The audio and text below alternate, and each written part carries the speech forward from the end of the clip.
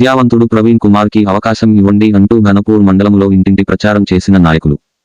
BRS parliament అభ్యర్థి RS Praveen Kumar car గుర్తుకు vote వేయాలని మండల పార్టీ అధ్యక్షులు రాళ్ల కృష్ణయ్య ఆధ్వర్యంలో మీడియా కన్వీనర్ నందిమల్ల అశోక్ మండల కేంద్రంలో ఇంటింటి ప్రచారం నిర్వహించారు. ఈ సందర్భంగా మీడియా కన్వీనర్ నందిమల్ల అశోక్ మాట్లాడుతూ ఐపీఎస్ అధికారిగా స్వచ్ఛంద విరమణ చేసి తన ప్రాంత సమస్యల పరిష్కారం కోసం ఎంపీగా పోటీ చేస్తున్న ప్రవీణ్ కుమార్ సార్కి ఓటు వేసి గెలిపించాలని అభ్యర్థించారు. గతంలో పని చేసిన మల్లురవి ఫైరవీలు చేశారని పి రాములు మౌనమునిగా పేరు తెచ్చుకున్నారని విజ్ఞతతో ఆలోచించి ఓటు వేయాలని కోరారు. అంతకు ముందు మండల పార్టీ నాయకులతో మాట్లాడి రేపటి నుండి ప్రచారానికి సన్నద్ధం చేశారు. ఈ కార్యక్రమంలో సామ్యనాయక్, మాజీ ఉప సర్పంచులు రాఘవేందర్ రెడ్డి, బుచ్చిబాబు గౌడ్, మాజీ మార్కెట్ డైరెక్టర్ దవాఖాన సత్యనారాయణ, గ్రామ అధ్యక్షులు జి బాల్ రెడ్డి, సీనియర్ నాయకులు చిన్న ఆంజనేయులు గౌడ్, యువత అధ్యక్షులు దొరటి మల్లేష్, గోనెల రాంచందర్, నాయకులు చింతల శేఖర్, మాజీ వార్డు మెంబర్ వెంకటేష్, కమ్మరి గోపి, కొరిగేల శంకర్, బెస్త సింగోటం పాల్గొన్నారు. ఇప్పుడు ఆయన కొడుకుని మన పదవి కోసం దీటపోయాడు కాబట్టి ఇప్పుడు మనం ఈయన ఐపీఎస్ అధికారి అన్ని పెట్టుకొని వచ్చి మన కొరకు వచ్చింది. ఒకసారి అవకాశం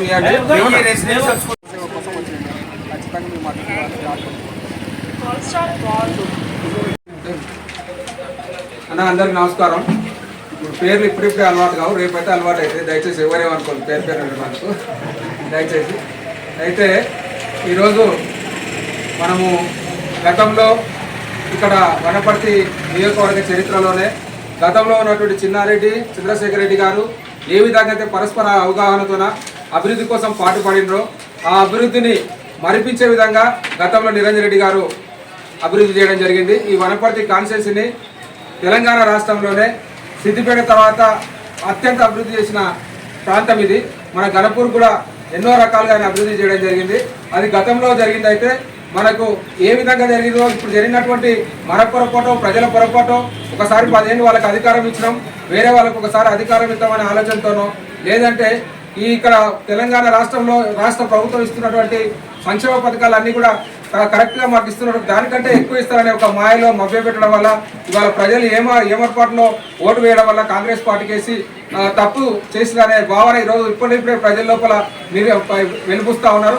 ఇటువంటి పరిస్థితిని మనం అనుకూలంగా మార్చుకొని ఇవాళ పార్లమెంట్ ఎన్నికల్లో గతంలో చేసినటువంటి పొరపాటును, సరే నాయకులు కొన్ని విధాలైనటువంటి తప్పులు చేయడం వల్ల కార్యకర్తలు బాధపడడం కానీ ఆ బాధపడడం వల్ల ఈ ఓటమి మనకు వచ్చిందని మనం అనుకుంటాం. ఇవాళ వెలుపుచ్చిన అభిప్రాయాలన్నింటి కూడా మేము పరిగణలోకి తీసుకుంటాం, అధినాయకుల దృష్టికి తీసుకొస్తాం. ఇవన్నీ కూడా పక్కన పెట్టి ఈ రోజు నుంచి రేపు రాబోయే పార్లమెంట్ ఎన్నికల్లోన ఇక్కడ తలబడుతున్నటువంటి అభ్యర్థులను మనందరం కూడా పరిశీలించాల్సిన అవసరం ఉంటుంది. ఎందుకంటే గతంలో మల్లురవి గారు 2 సార్లు ఎంపీగా చేయడం జరిగింది. ఆయన ఈ ప్రాంతం గురించి ఎప్పుడు కూడా పార్లమెంట్లో మాట్లాడిన పాపాన పోలేదు.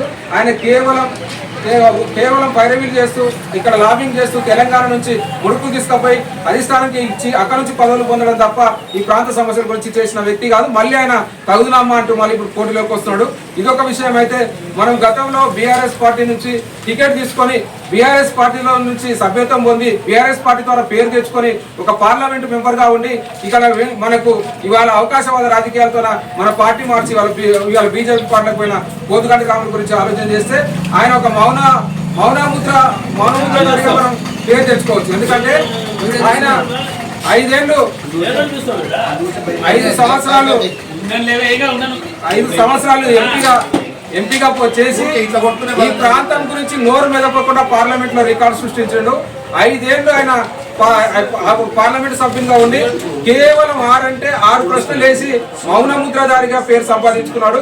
ఇవాళ ఆయన నా కొడుకుకు టికెట్ ఇవ్వమంటే బీఆర్ఎస్ పార్టీ పెద్దలు ఆలోచన చేసి ఇవాళ తండ్రికి ఇస్తేనే ఈ విధంగా పార్టీని భ్రష్టు పట్టించిండు. పార్టీలో ఎవరికి కూడా సముచిత న్యాయం చేయక, అభివృద్ధి చేయక, ఇతనికి చెడ్డ పేరుంది, ఇతనికి టికెట్ ఇవ్వకూడదని తలంపుతున్న వారు ఉంటే దానికి తలదనే విధంగా ఇవాళ మనకు ఒక అవకాశవాదం తీసుకొని వాళ్ళ కొడుకుకు టికెట్ ఇప్పించుకోవడానికి ఇప్పుడు భారతీయ జనతా పార్టీలో వస్తా ఉన్నాడు.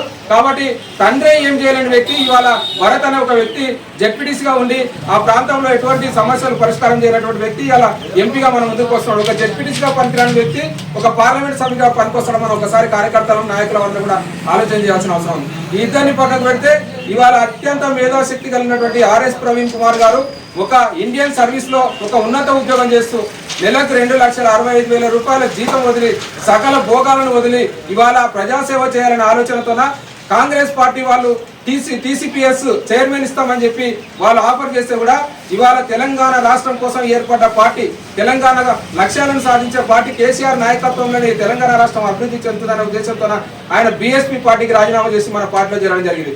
చేరిన వెంటనే గతంలో ఆయన చేసినటువంటి ఐపీఎస్ ఆఫీసర్గా ఆయన వృత్తికి తెచ్చిన వన్నెను గుర్తుపెట్టుకొని, అదేవిధంగా ఆయన అప్పగించిన ఒక టాస్క్ గిరిజన గురుకుల పాఠశాలలు కానీ బడుగు బలహీన వర్గాల పాఠశాలలు కానీ అభివృద్ధి చేసే దశలో ప్రవీణ్ కుమార్ గారు కూడా చూపినటువంటి ప్రావీణ్యతను మెచ్చుకొని ఇవాళ ఇటువంటి వ్యక్తి అయితే మన ప్రాంతానికి చెందిన వ్యక్తి, ఇక్కడ స్థానిక అభ్యర్థి, స్థానిక సమస్యల పట్ల అవగాహన కలిగిన వ్యక్తి, ఆ వ్యక్తిని మనం ఎన్నుకున్నట్లయితే ప్రజల కోసం అన్ని విధాలుగా సహకరిస్తారనే ఉద్దేశంతో ఇవాళ కేసీఆర్ గారు దీవించి ప్రవీణ్ కుమార్ గారిని పంపించడం జరిగింది. కాబట్టి ప్రవీణ్ కుమార్ గారి గురించి రేపటి నుంచి మనం అన్ని విధాలుగా మాట్లాడుకుందాం. ఈ రోజు ఏంటంటే సంక్షిప్తంగా మనం ఏంటి కొరకు వచ్చినవేనని, తర్వాత ఇవాళ ఇక్కడ మండలంలో ఉన్నటువంటి పెద్ద పెద్ద నాయకులు ఉన్నారు. ఇక్కడ ఎంపీపీ గారు ఉన్నారు, జెడ్పీటీసీ గారు ఉన్నారు, సర్పంచ్ గారు ఉన్నారు, సత్యం అన్నటువంటి అనుభవం ఉన్న నాయకులు ఉన్నారు, కృష్ణ అనేటువంటి అధ్యక్షుడు ఉన్నారు, జెడ్పీటీసీ గారు ఉన్నారు. వీళ్ళందరికంటే నేను ఏదో వీళ్ళు అజమాయి చేయడానికి రాలేదు, కేవలం సమన్వయం చేసుకొని పోవాలి.